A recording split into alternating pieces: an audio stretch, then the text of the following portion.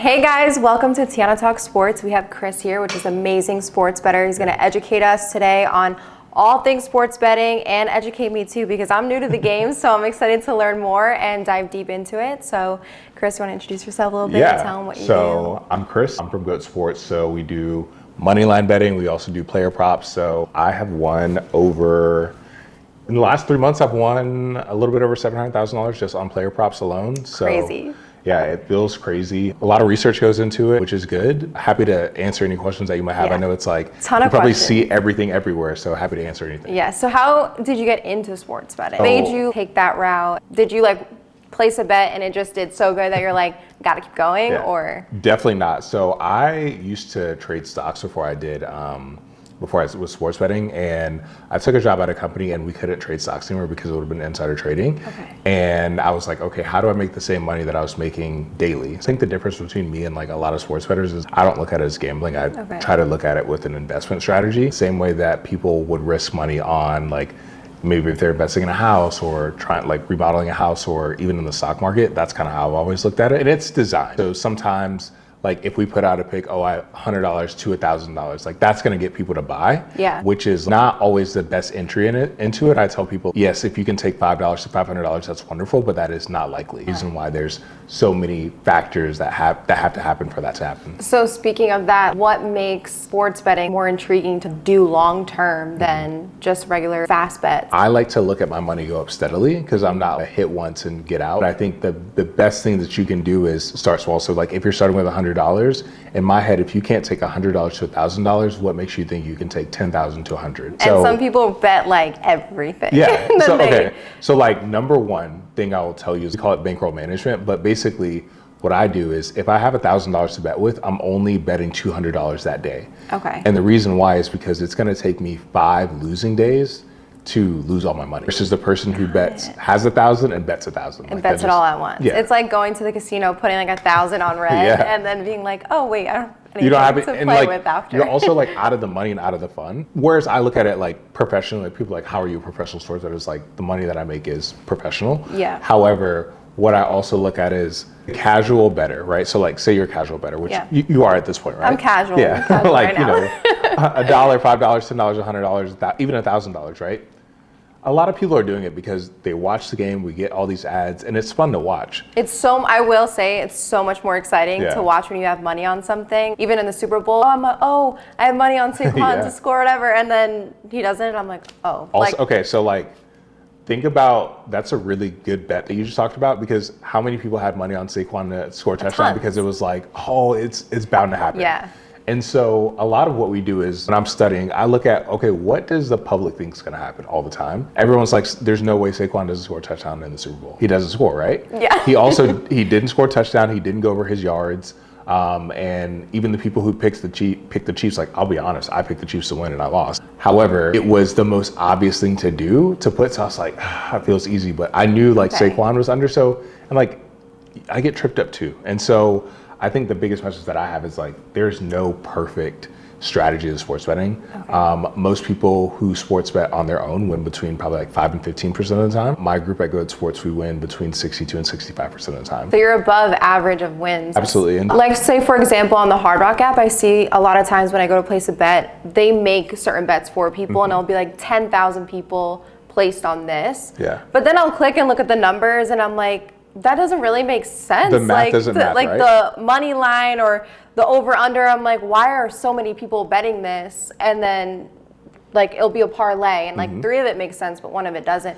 What is that really? So the betting app's job or the casino's job is to make money, right? Yeah. And so if I put together a pre-made parlay for you that has a good chance of hitting, but not really because it's plus 1,000 and for odds sake. So you have a bet you rarely see a minus 100, but minus 100 is even. So that's $100 to win 100. Okay. A lot of times you'll see a minus 120. So that's $100 to win $80. So I bet $100, I win $80. So my total profit is $200, but my net profit is really $80. I risked $100 to win that amount. So that's also what trips people up because they don't understand plus and minus. That's where I get tripped up. Money line, over, under. I can't get it right. What is it? Okay, so money line is the team to win. So say, for example, like we're going to Hawks game. Yeah. So it would be, if I picked Hawks money line, it would be the Hawks to just win straight up. You get like the plus minus. What happens is if it's a team +5, which is very confusing because you think they would win by 5. That means the team to win by, or the team to lose by less than 5 points in basketball. That's why I'm really big on the education part of it. A lot of what we do at Goat Sports is education, particularly because you're getting advertised to so much, and like if you don't know what's happening, yeah, sure, like you throw $100 in there and lose, but like multiply that by 10,000 people. 10,000 people are new to it and they don't know what's going on.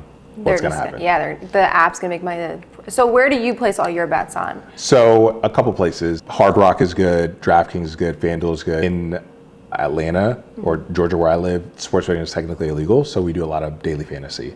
So what I specialize in is daily fantasy, so that's like a player prop. What that would be is LeBron James to score over 25 points, Anthony Davis to score or to have over 11 rebounds. Okay, so you're focused more on the player rather than like the team as a whole to win, lose. And is there more money in doing just players rather than teams? Because like I see sometimes I'll plug something in like Heat to win today, whatever, and you only win like $20. But if you place Tyler Hero to X amount of points up, it's more. So when you're more strategic on the plays and stuff, you're able to win more money? No. So honestly, you can bet the most money on money line and spreads. Player props typically limit you between 3,000 and 4,000 on any regular sports book, just because the amount of people that can put that pick in is much higher. You're only predicting on one player's performance. However, on the other end, the most money I've ever made on a game is I put $80,000 to win $95,000 because the team was favored to lose.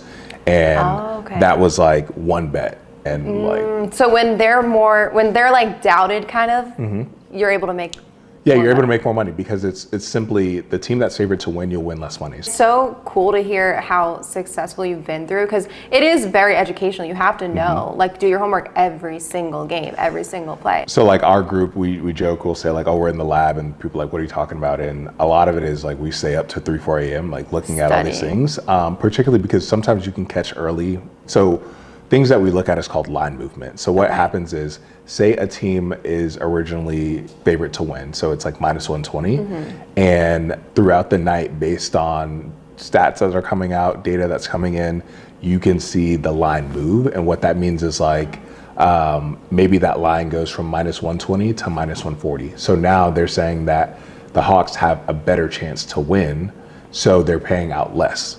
Okay, so if you place your bet, let's say 2 days before, and then it changes, can you pull your money out of whatever you did, or would you pull your money out, or like how does that work? It depends. So I've had situations work in both favor.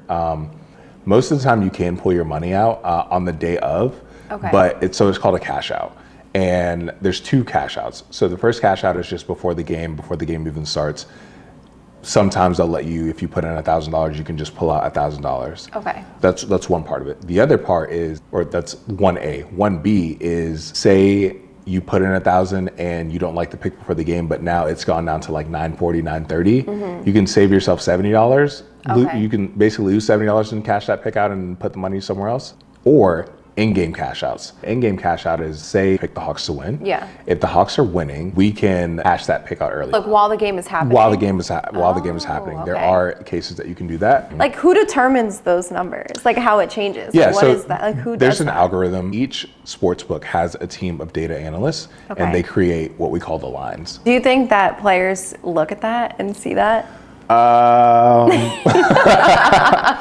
If I was a player, I would probably look at it, depending on it. One of the people who I see all the time that's like in beef with sports bettors is Kevin Durant, right? I'm certain that he doesn't look at the line, because like you also don't want it to mess with your head. That's illegal anyways, to kind of look at your line and be like, oh, I'm gonna go score this many points. Also saw an interview with LeBron James where I guess a guy was like yelling at him, yo, I need one more rebound. He's like, I got you.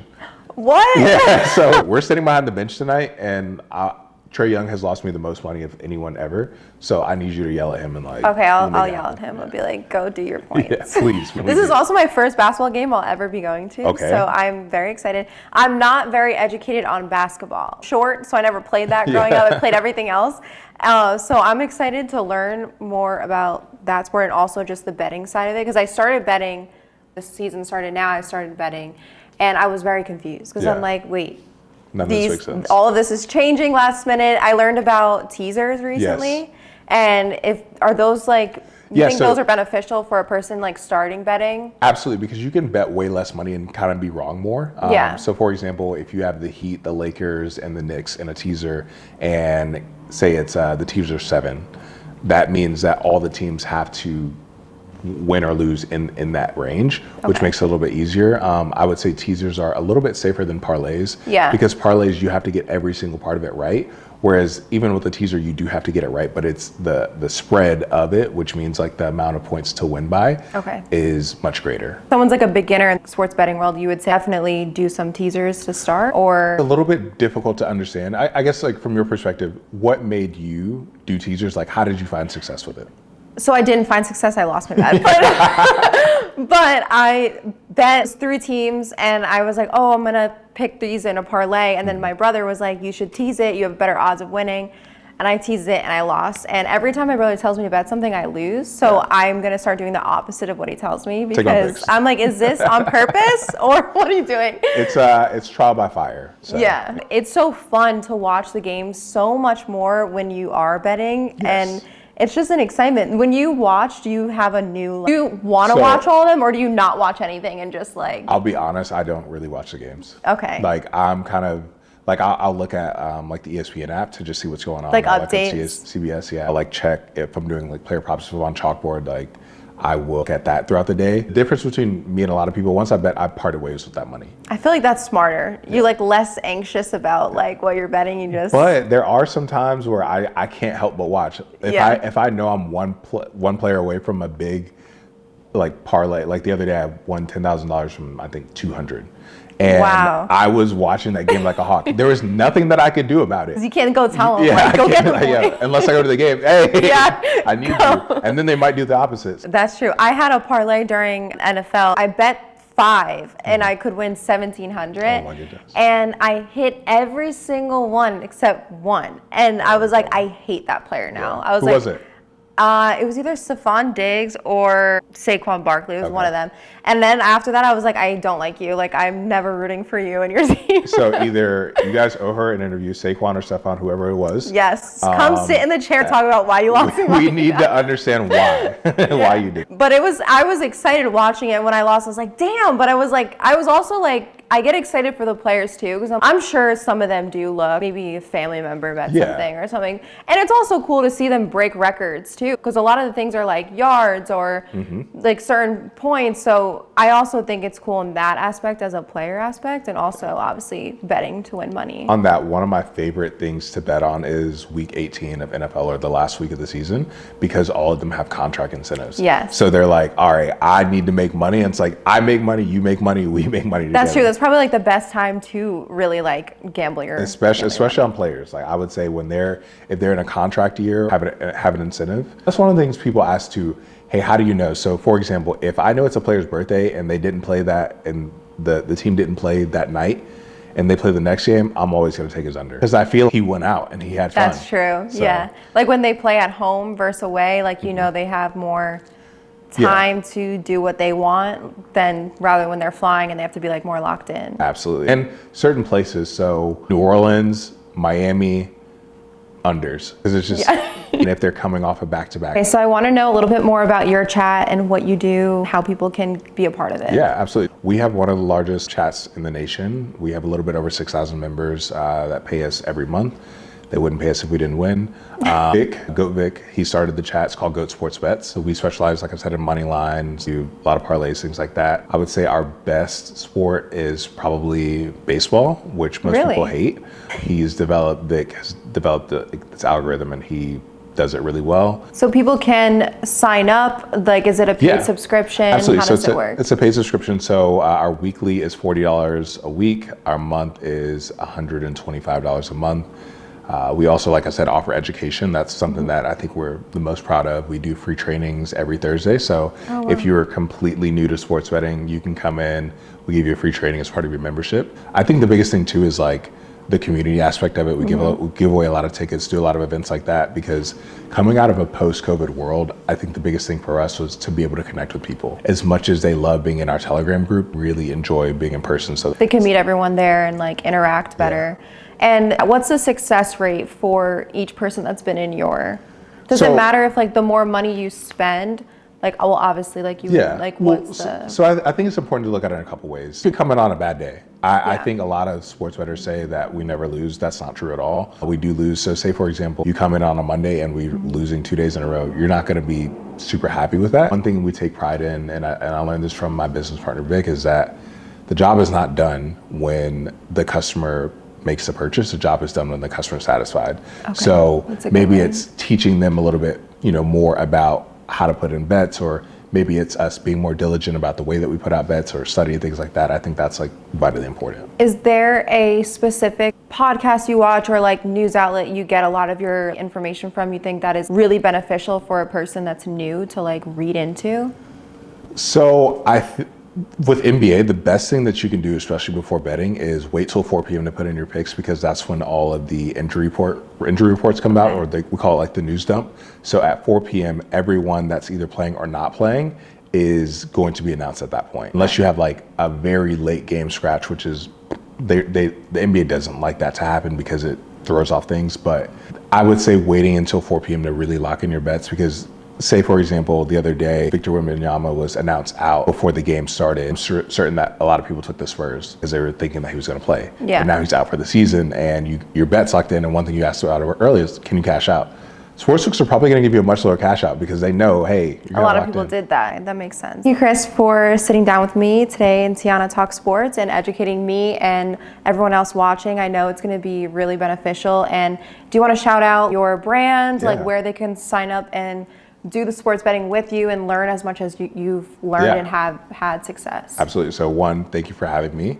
Look forward to winning a lot more with you, right? Yes. So you can find us at Goat Sports Bets. My Instagram is BelgrenTK. Like I said, we have one of the biggest chats in the nation. We win a lot. We also do lose, but one of the things I'm most proud of, like I said, is the community that we've been able to build, and Tiana's going to be a part of it. And yes, I'm very excited to be in the world and learn and bet and just enjoy the games more. Yeah. So I'm really excited. Thank you so much again. Hopefully everyone will see you soon. Yeah, absolutely. Thanks, guys.